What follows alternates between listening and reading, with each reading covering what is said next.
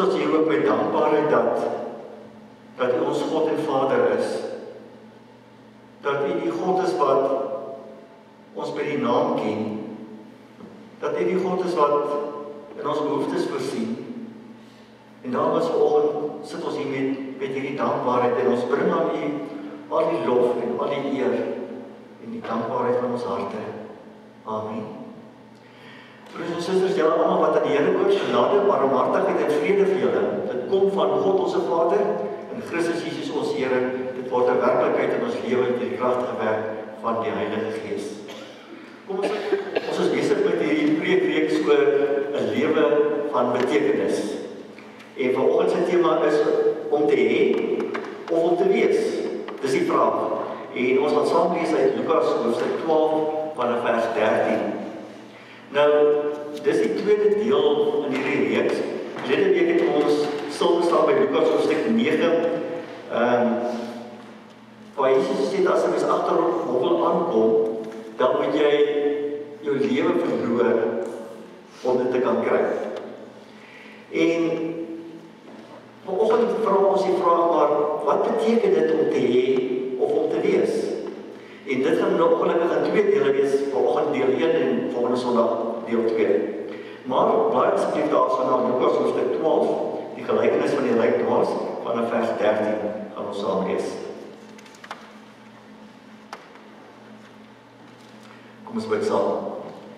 Here, baie dankie dat ons U woord het. Dankie dat die Heilige Gees daar is om ons te help verstaan wat U vir ons deur die woord wil sê en vir ons te help om dit wat ons hoor deur die woord in ons lewens toe te pas. Here, ons sukkel ook dikwels. Ons is maar baie keer soos saad wat op harde grond val, selfs tussen die dorings en die dussels en vlak grond. Here, dit is my gebed dat U woord in ons lewens 100-maal vrug sal dra, ook vanoggend. En ons bid, Here, dat U ons sal bewaar van die bose, verlos ons van die bose wat daarop uit is om ons lewens te ontspoor. Here, help ons asseblief om op U gefokus te bly, om U stem te hoor. Help ons om op die ouende die moed te hê om ook te doen wat U deur die woord vir ons sê. Dankie vir die Gees wat daar is om ons te help wanneer dit voel of ons nie meer verder kan of wil nie. Dat die Gees daar is om ons te help. En dan ons bid, Here, dat U woord vanoggend ons harte sal raak. Ons bid dit in die naam van Jesus die Here. Amen. Lukas hoofstuk 12 vanaf vers 13. Iemand het die menigte sê vir Jesus, meneer, sê vir my broer om met my erfenis met my deel. Maar Jesus antwoord hom, man, wie het my as regter of deler vir julle aangestel? Toe sê hy vir hulle, pas op en wees op julle hoede by elke vorm van gierigheid, want 'n mens se lewe is nie afhanklik van die oorvloed van sy besittings nie. Toe vertel hy hulle 'n gelykenis. 'n ryk man se grond het goed gedra. Hy het toe by homself gedink, wat moet ek doen? Ek het nie plek waar ek my oes kan opgaar nie. Toe besluit hy, dit sal ek doen.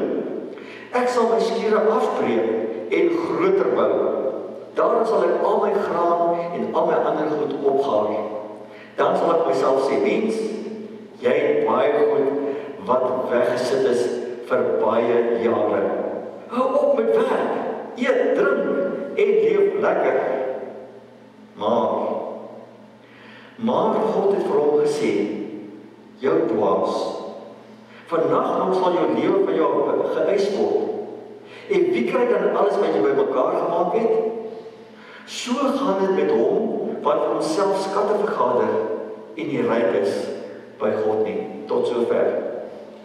Ons sal volgende Sondag verder gaan met die res van die gedeelte hoor. Verlede week het ek vir julle die vraag gevra wat vanoggend weer vir jou wil vra. Waarvoor lewe jy?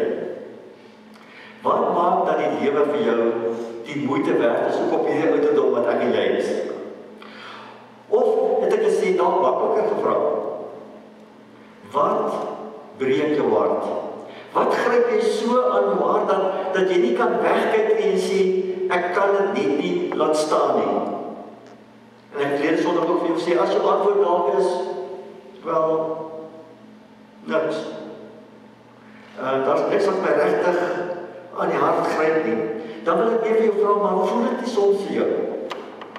Of jou lewe dan leeg en betekenisloos is nie? Voel jy nie dat daar soms iets beters kan wees nie? So, wat gee betekenis aan in jou lewe? Wat maak die lewe jou sinvol en die moeite werd? Of dalk moet ek vra, wat maak dat jou lewe dan doelloos en nutteloos op die oomblik voel? Die verskil lê tussen om te hê of om te wees. Te hê of te wees. Ek gaan dan vir julle verduidelik wat dit beteken. Maar Jesus kom en hy vertel 'n gelykenis om hierdie verskil te verduidelik en te illustreer. Lukas 12 vers 13 tot 21 wat ons saam gelees het. Nou jy weet, 'n gelykenis is eintlik 'n fiktiewe storie wat as illustrasie gebruik word om 'n bepaalde punt tuis te bring. En Jesus gebruik dit met groot effek in hierdie gedeelte. So ons eerste punt vanoggend is om te hê. Om te hê. Nou, Lukas begin in hoofstuk 12, hy vertel van die skare mense wat agter Jesus aanloop en eintlik verdring soos hulle almal by hom wil uitkom. En dan so in hierdie hele verloop is daar 'n ou wat na vore kom en Jesus konfronteer en hy sê vir Jesus, sê vir my broer, hy moet die erfenis met my deel. Hierdie man is baie ongelukkig omdat sy broer alles geërf het en hy niks het nie. En hy voel as hy 'n deel van die erfenis kan kry, sal dit hom baie gelukkig maak. Hier is hierdie soeke na geluk. En vir hierdie man word gevind dat dit wat jy bymekaar kan maak, dit wat jy alles kan besit. En dan kom Jesus met 'n eintlik baie snaakse antwoord. En mense word so ongemaklik oor Jesus se antwoord. As Jesus op by ons vir hom sê, man, weet my as regter of deel vir julle aangestel. Dis nou nie so van die antwoord wat mense eintlik van Jesus sou verwag het nie. Maar wat Jesus eintlik vir ons sê, dis wat die man nie snap nie. Jesus sê vir ek is nie hier as regter oor jou aardse besittings nie. Ek is eintlik as regter oor ewige besittings. Dit kom later na vore in die verdere gedeelte van Lukas hoofstuk 12 voor. Jesus kom en dan gebruik hy hierdie teachable moment. Hierdie geleentheid om vir mense iets te leer. En dan hy praat dan met die skare en so praat hy dan ook met ons, as hy vir ons sê, hy wil vir ons leer wat is die verskil tussen om te hê en om te wees. En dan vertel hy die gelykenis van die ryk dwaas. En dan begin hy hierdie gelykenis met 'n waarskuwing in vers 15. Hy sê, pas op en wees op julle hoede vir elke vorm van gierigheid. Want 'n mens se lewe is nie afhanklik van die oorvloed van sy besittings nie. Ek gooi vanoggend vir julle so 'n bietjie meer geleerd op die bord oor die Griekse woord vir gierigheid, wat hier in Lukas 12 vers 15 gebruik word. Pleonexia. Hulle moet daai woord ergens knoop en bære. Val so lekker op die tong, pleonexia. Dit klink amper soos 'n virus, né? Amper soos 'n COVID-virus. En dan kom ook inkomste met dit. Maar Jesus kom en hy praat oor pleonexia. Pleonexia kom van die Grieks van pleon, wat beteken meer, en exia, om te hê of te onthou. En dit verwys na 'n onversadigbare begeerte na meer. Dit was die koste van ander. Pleonexia. Nou, gaan hy hierdie gelykenis. Hy vertel van hierdie ryk man wat alreeds baie het. En dan kry hy hierdie meevallertjie dat sy land hierdie groot opbrengs het. En dit is maar sy jou gelukkige mens. Hoe gelukkig kan jy wees? Jy het reeds so baie en dan kry jy nog meer. Nou het hy geen meer bekommernisse oor die lewe, oor wat hy kan eet of wat hy kan aantrek nie. Die lewe is vir hom net 'n fees. By hom kan hy sê, die lewe is net lekker. Ek En nou moet hy besluit wat hy met hierdie ekstra gaan doen.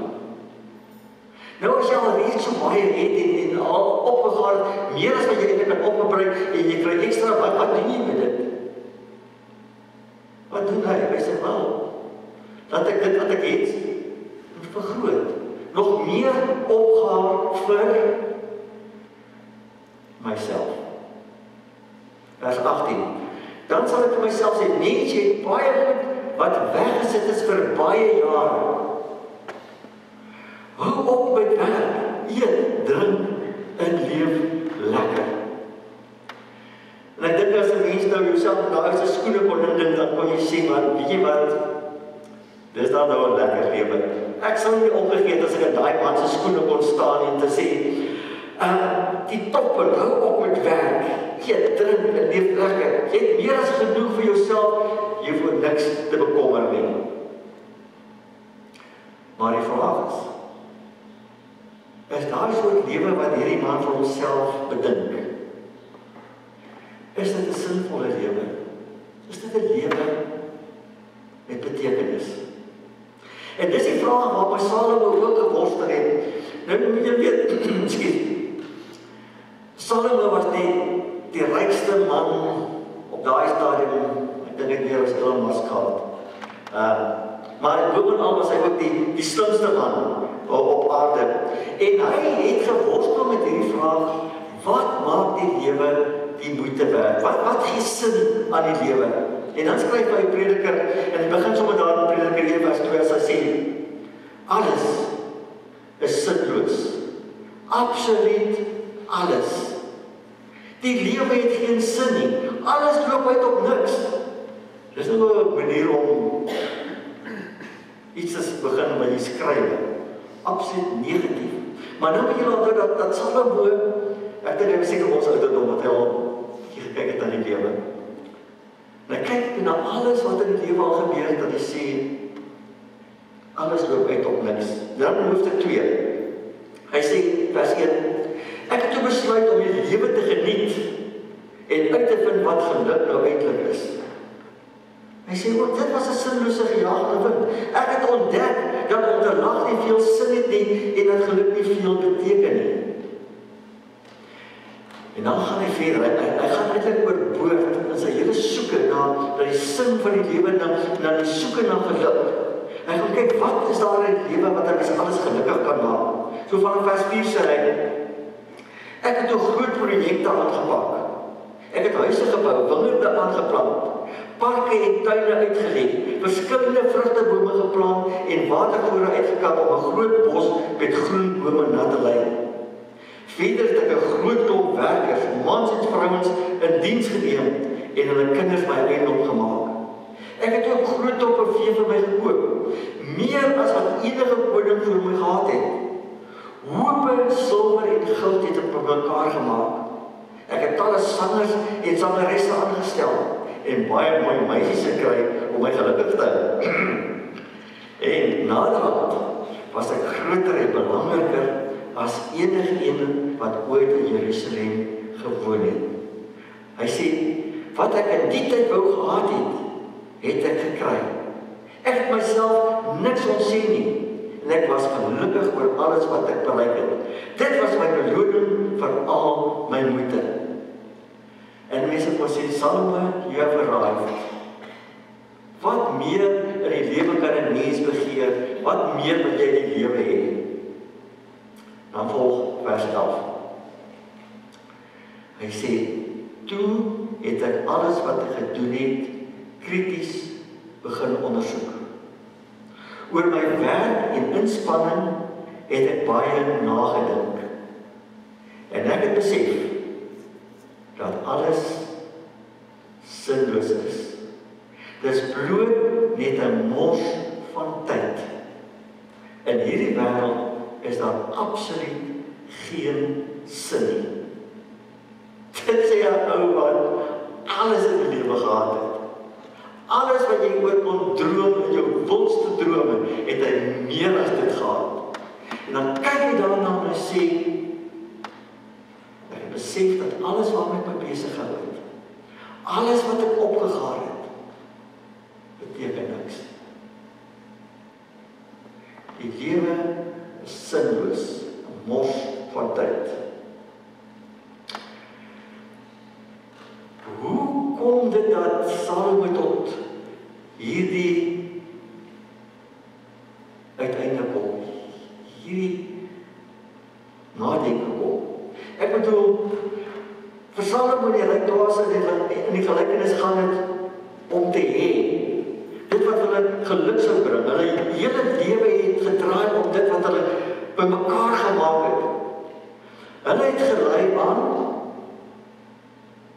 sê daai woord, pleonexia. Hulle het gelei aan pleonexia, aan gierigheid, hebsig, vaste klou aan wat jy het. En op die ouende vind hulle uit, dit het toe nie vir ons die geluk gebring waar ons gehoop het nie. Dis nou hierdie punt wat daar volgens my is, nie. Dis nou hier waar jy ons heeltemal verloor. Ons lei nie aan pleonexia nie. Ons val ons nog nie in die kategorie van Elon Musk. Ons val ook nie in die kategorie van Salomo. Ons val ook nie in die kategorie van hierdie rykdwaas nie. In geval jy dit nie agtergekom het nie, ons bly nie in Sandton nie. Ons bly nie in die paleise wat hulle bou, wat lyk soos om die hele boodskap op sy eie nie. Ons ry nie met hierdie grand karre nie, en ons doen nie ons inkopies by Sandton Mall nie. Doen nie? Ons probeer net elke dag oorleef met wat ons het. So wat het hierdie alles met ons te doen? En wil jy eintlik my kom sê dat Jesus steeds geld en besittings is? Nee, hè? Maar hoor net weer wat sê Jesus in vers 15 en sê, pas op en wees op julle hoede vir elke vorm van gierigheid. Hy sê, kyk uit daarvoor, want hier is 'n gevaar besig om jou te bekruip. En jy sal dit dalk nie agterkom nie, daarom moet jy soveel te meer op jou hoede wees en uitkyk daarvoor vir elke vorm van gierigheid. Want wanneer Jesus hierdie gelykenis vertel, dan geld en besittings is net 'n illustrasie van 'n bepaalde gesindheid, 'n ingesteldheid van die hart, 'n ingesteldheid teenoor besit, gierigheid om alles net vir jouself te hê. Pleonexia is gierigheid, hebsig, en dit kom in baie forme voor. Nie net in geld en besittings nie. Maar pleonexia dra, dit was baie subtiele, verskillende vermommings, sodat 'n mens dit nie maklik herken. Dis amper soos COVID. Jy weet nie of jy griep of 'n koue het nie. So vermom hy homself. En hierdie pleonexia, hierdie subtiele vermommings waarmee hy jou bekruip, maak dat jy hom baie keer nie herken nie. En daarom waarsku Jesus sê, wees op jou hoede. Okay, hoe herken 'n mens dan nou pleonexia? Jy herken dit wanneer jy begin besef dat ek die middelpunt van my eie bestaan is. Ek wil dit besit, ek wil daaroor beskik, ek wil dit geniet, ek wil daaraan vasklou, en dit was ten koste van ander mense. Dit gaan oor 'n selfgesentreerde lewe. I, myself and me. Dit gaan alles oor my gemaak, my tyd, my geld, my besittings, dit wat my gelukkig maak, alles waaraan ek vasklou. Dit gaan oor my manier van bestaan, my leefwyse wat vir my gerieflik is, wat ek nie met ander wil deel of van afstand doen nie. En ek is die belangrikste persoon in my lewe. Ek sê dit nie altyd so hardop nie. Ek dink dit nie altyd so nie, maar my ingesteldheid is eintlik dat alles behoort om my te draai.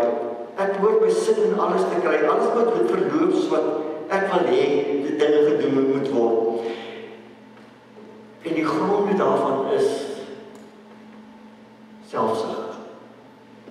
Selfsug wat 'n baie subtiele, vermomde vorm van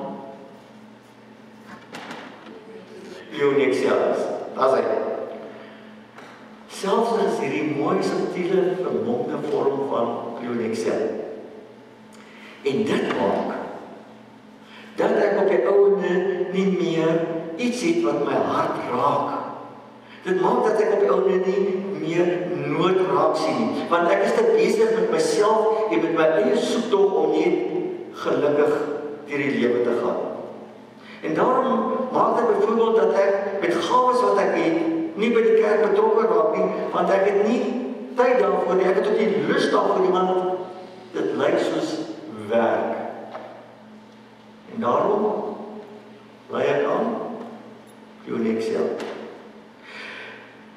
Dit beteken, of dit maak dat ek nie iets van my mens wees, met ander wil deel en hulle wil uitreik wanneer ek sien, hulle het iemand nodig in hulle lewe om hulle net weer te help, om op die voete te kom, of te help om hulle net weer gefokus te kry, wanneer ergens op die pad byste geraak het, maar ek is nie bereid om uit te reik, iets van myself te gee, betrokke te raak nie, want ek lei aan Pionexia.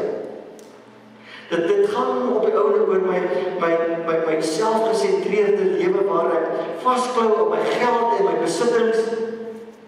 En wanneer daar aanspraak gemaak word op my geld, dan trap ek nou baie seer tone, want ek het so min om van te lewe. En nou kom die kerk nog en hy vra op dankoffers en sulke goedertjies en hoe moet ek die maand oorlewe? Dis myne. Hou dan vas. Bly aan Pionexia. En dan verwonder mense soos baie keer oor die gift of the givers wat in die fasade het van goed doen met al die geld wat hulle kry, omdat hulle verplig is om hulle almoes en wat ek te gee, en hulle kan vir baie mense help, dat die fasade van goed doen. En waar is die kerk dan? Ons het nie geld nie. Hoekom het ons nie geld nie? Pionexia. Dit gaan oor my bestaan, my rustige bestaan, my gemaak en gerie wat ek nie wil prys gee en my nek is seker betrokke raak by ander mense se lewens wat daar nodig het dat iemand net tussenin tree en sê, kom ek help hulle vrede maak. Pionexia maak dat ek nie uit 'n bed het om opstaan op 'n Sondag om kerk toe te kom nie, want ek moet my warm bed prys gee. Ek wil lekker 'n koppie daar by die tafel prys gee, om op 'n Sondag hier te sit. Hoekom? Want ek lei aan Pionexia met my tyd. En hierdie Pionexia kom in sulke subtiele, verbonde vorms voor, dat dit baie keer by my verbygaan. Van byvoorbeeld, wanneer ek in 'n woedebui is en op anders skree om my sin te kry. Dit moet gebeur sodat ek wil hê dit moet gebeur. Baie subtiele vorm van Pionexia. Wanneer ek mense verneder en kwaad praat en vasklou aan my eie gewaande hoogmoed dat ek beter as die ander persoon is. Pionexia. Wanneer dit alles hierdie wortel van selfsug, dit gaan oor my en waarin ek vasklou. En dan is die vraag op die ouene, dis die vraag wat Salomo ook gevra. Dis die vraag wat Jesus gevra in hierdie gedeelte van hierdie gelykenis. Maak Pionexia jou gelukkig. Maak Pionexia dat jy voel die lewe het sin en betekenis. Hoor wat sê Jesus in vers 15. Wees gewaarsku, wees op die uitkyk vir hierdie gevaar van Pionexia. Ons moet op ons hoede wees teen hierdie nooit genoeg hê van jouself vir jouself. Ons moet op ons hoede wees teen hierdie nooit genoeg hê van jouself vir jouself. Want Pionexia die vermoë om jou lewe van betekenis te beroof, terwyl dit jou verryk met nuttelose, verganklike besittings. Daarom kom Paulus dan voeg hierdie waarskuwing by in 1 Timoteus vers 10 as hy sê, geldgierigheid is die wortel van allerlei kwaad en party het geld nagejaag en toe van die geloof afgedwaal.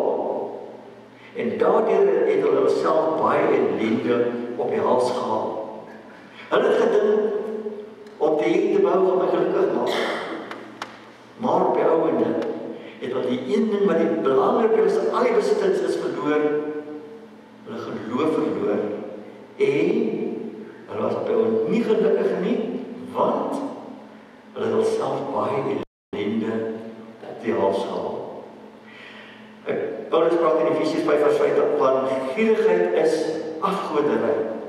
Hy sê, reproductie beteken dat jy iets anders belangriker ag as God. Dat jy iets anders aanbid. Dis wat ek het, dit waarom vashou, in plaas van vir God aanbid. Reproductie maak dat jy fokus verloor oor die lewe, oor die vraag, waarvoor is ek hier? Waarvoor het God my gemaak? Wat is my roeping? Wat gee betekenis aan my lewe?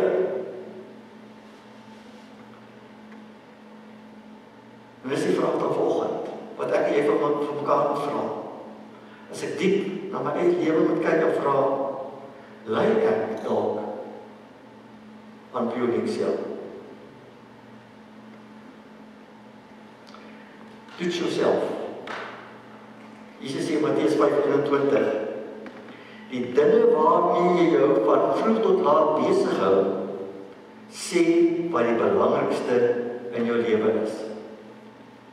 Dis die toets.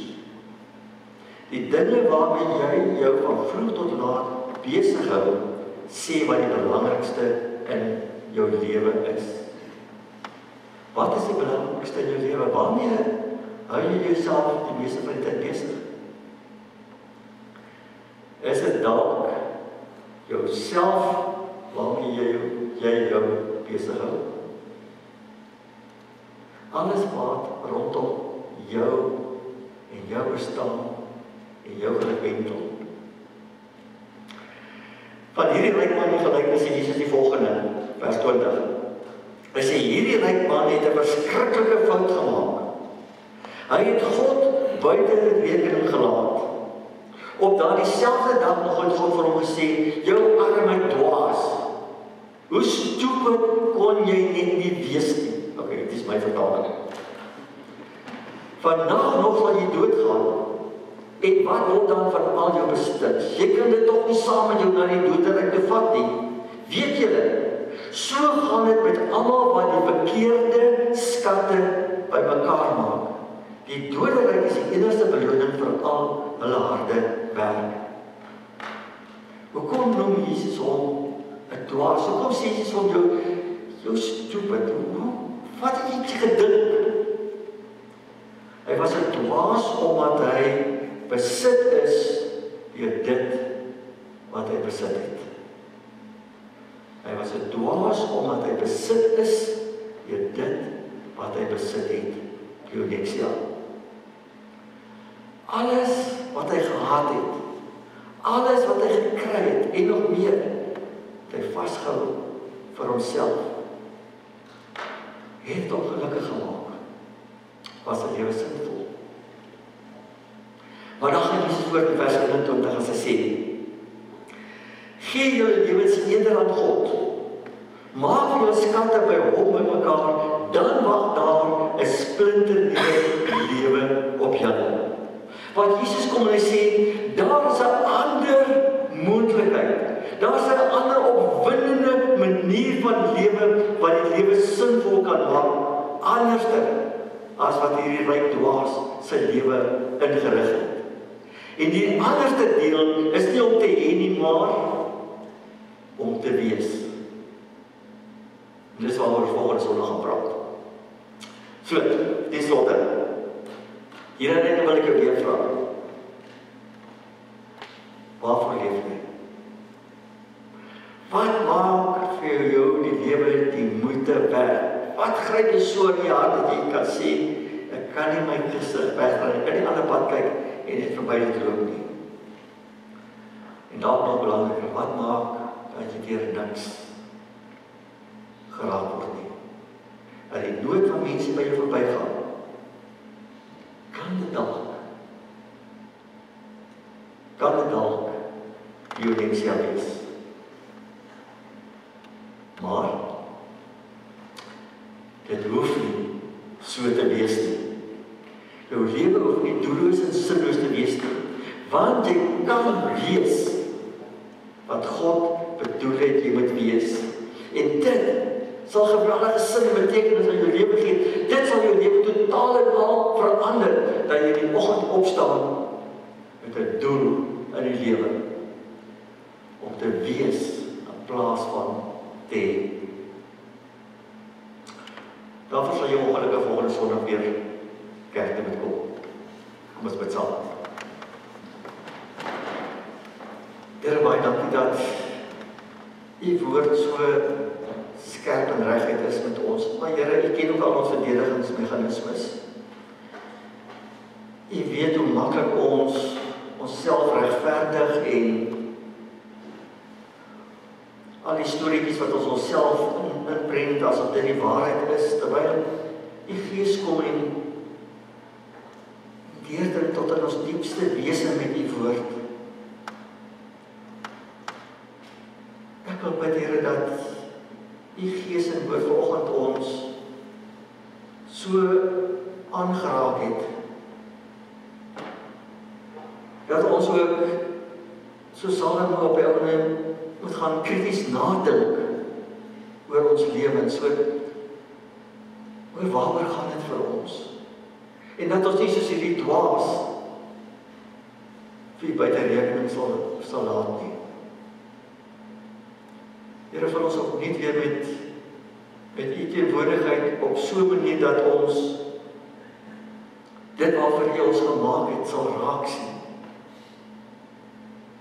Die roeping waarmee ons geroep het, sal herken. Here, vergewe ons. Gewe ons wanneer ons so vasklou in ons gerief en gemak, ons bestaande leefwyse. Gewe ons wanneer ons nie lus het om in die diens te wees nie. Nie lus het om iets van onsself te gee nie. Here, is net U wat ons harte kan verander.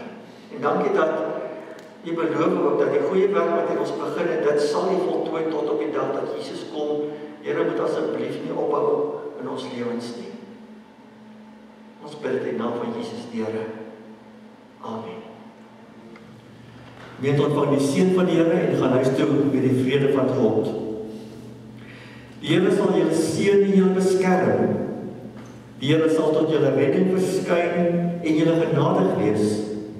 Die Here sal julle gebede verhoor en aan julle vrede gee. Amen.